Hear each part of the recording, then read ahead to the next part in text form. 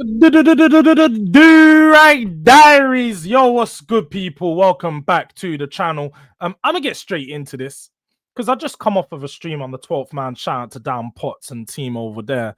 And it seems like rival fans as well as other fans don't really know why Spurs want change or why people are protesting, and they're sort of trying to make fun of it and allude to the fact that why should you protest?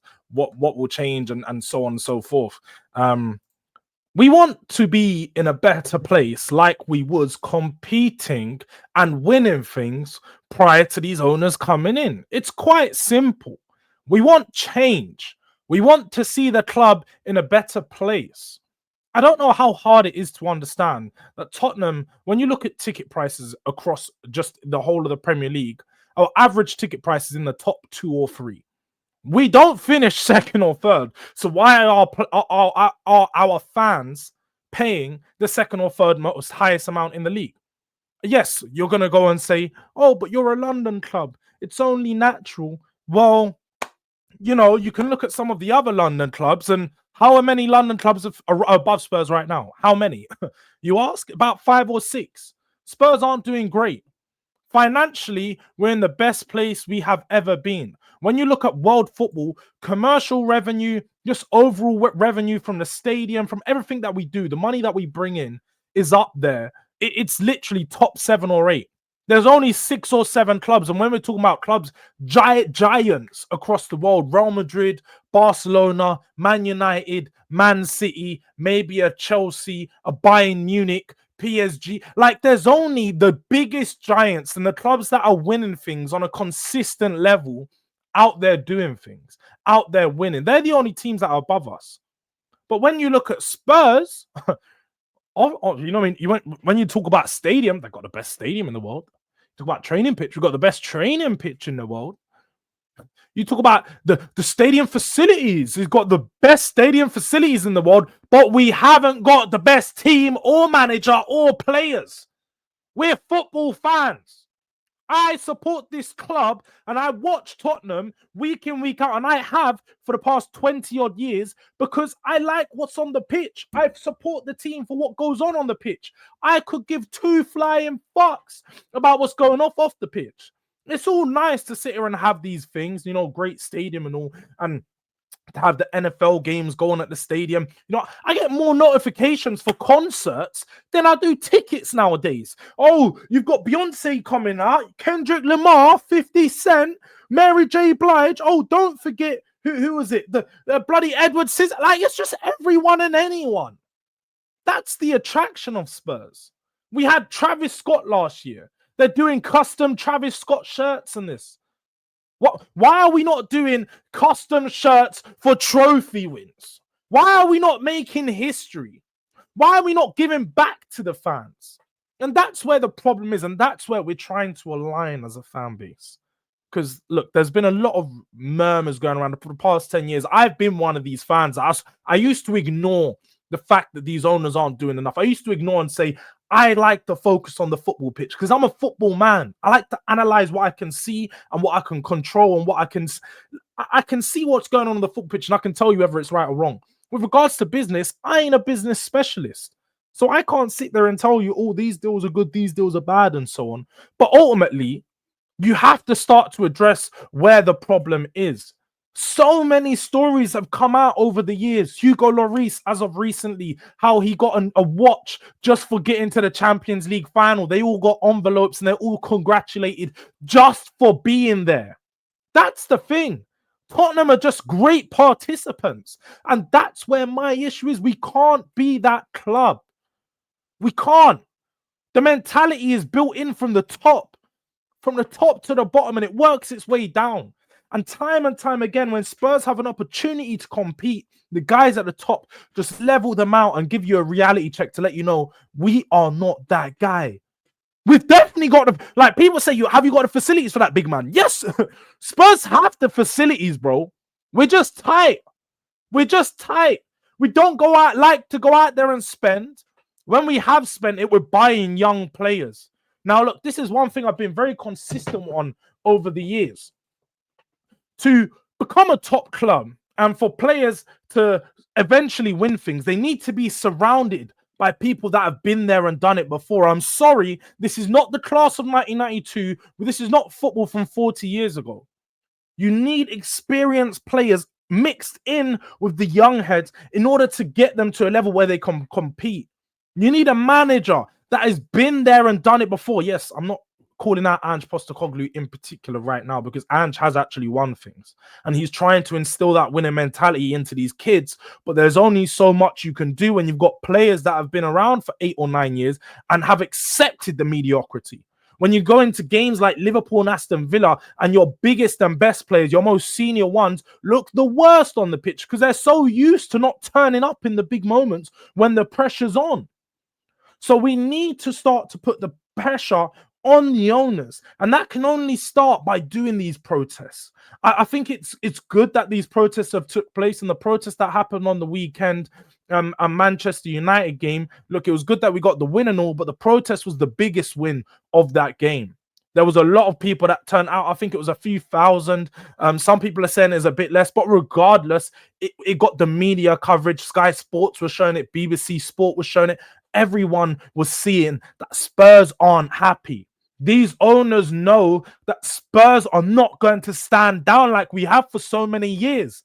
The fans have accepted shit and rubbish for year after year after year, just accepted excuses. We was told that this stadium would be the thing that bridges the gap between us and the teams that are competing year in, year out. But it's not. We've taken steps back. We've finished in the top 4 once in 5 years since we've moved to the stadium. Once in 5 attempts. We're not getting top 4 this year, so you can count that out. Spurs has taken steps back since moving into the stadium. When you look at other things, the atmosphere, they now play music at the end of the games because they don't want to hear the fans chanting and the fans' discomfort. They're doing everything wrong, these owners. They're not focusing on the football.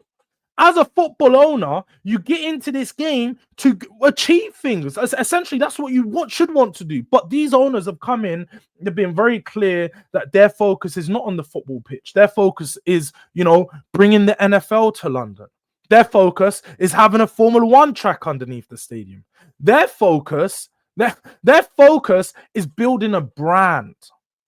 And I'm sorry, I'm just not with it anymore. I'm just not with it at all. I'm getting tired of it. And I feel like as fans, we need to just keep spreading the message and getting it out there that if you want to see the club successful, if you want to see us back at the top, because yes, once Spurs were a top team competing every year. The last time we won the FA Cup, at that point, we had the most FA Cup wins. This is the type of club that I knew, that I was growing up on. I knew my club had done big things. But now, 20 years later, we're the laughing stock of the Premier League, bruv. Who's that? Because Levy and Enoch. There's no other place to look. Yeah, we can look at the numerous of managers that we've had to get rid of due to not, being up to par. But how many times those managers actually backed? When Harry Redknapp was third in the 2012 season, he was third, 3 points off top having that. 3 points off top. If Spurs had never been in that position in the Premier League before, we'd had one of our best teams building. Modric, Gareth Bale, Jermaine Defoe, Van der Vaart. We had a team building top players. And then they show their ambition in the January transfer window. What did they do? Louis Saha and Ryan Nelson. Free. Both of them on a free had that. One was on loan and one was on a free. Ryan Nelson from a team that was getting relegated. Like, what are we doing here? What are we doing? Are we a football club or are we the jesters of the Premier League? Because I don't know at the moment. I really don't know. But look, it was good to see that the protest again. A lot of people turned out. Unfortunately, I couldn't make it. But again, I'm trying to show my support, sharing as many videos, putting the message out there, using my small base of fans that I do have that follow me on a week to week, that you guys can see that. So hopefully, look, you guys are seeing the message. You guys are sharing the message and spreading it too. I'd love to know your thoughts on this. But yeah, man, look, I just think that these protests need to continue. Spurs fans need to keep sharing their discontent, and it's going to put the pressure on Levy. It's going to put the pressure on him to let him know, look, there's people circling around. We've been seeing the news regarding the Qataris.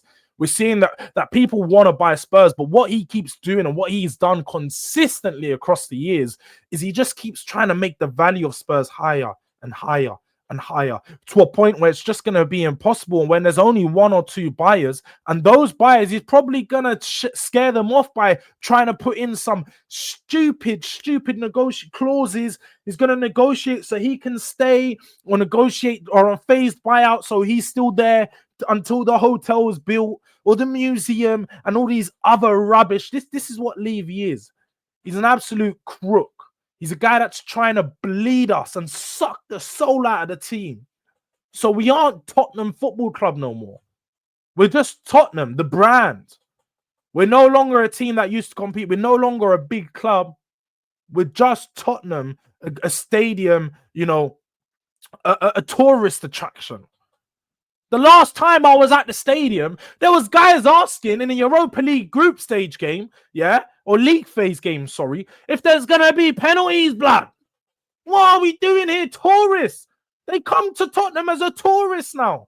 Tottenham's a shit area. What are they doing there, bruv? It's one of the worst areas in London, but now they feel comfortable because the Tottenham Stadium presents a tourist attraction. Everyone's like, oh, let me go down to a Spurs game. Let me go down there and see what's going on. The stadium's beautiful, ain't it? It's brilliant. Oh, and the food's not. Have you not seen the amount of concessions inside? They have sealed chicken. They've got fish and chips. They've got pizza. They've got it all. And guess what? It's going to cost you an arm and fucking leg, but it don't matter because it's a great day out. Take the family out. That's what everyone's seeing us as. And it's a joke. It's a joke. So, look, this message has gone out to all fans, all Tottenham fans, and all these rival fans of people that think it's a joke. No, the protests aren't a joke. The protests are a real thing, and your support is needed, especially Tottenham fans. Your support is needed. And look, hopefully you guys can keep sharing, keep spreading the word, keep spreading the news. Hopefully the Qataris, look, we need to bring those in, by the way. If the Qataris come, you see Spurs, a real competitive Spurs. We will have our Spurs back then. But until that day when Levy is gone, we will never get our Spurs back, people. He's not going to do it. Don't believe any of the rumors that there's going to be more investment this summer, because they tell us this every year. Every year before the January transfer window, they tell us, oh, we're going to get 3 or 4 players. And then you end up with 2 or 3. And if at that, they're opportunistic signings that happen in the last week of the window. You can't tell me that they'd planned for that. You can't, because they just never plan. Spurs aren't a club that will plan for the window.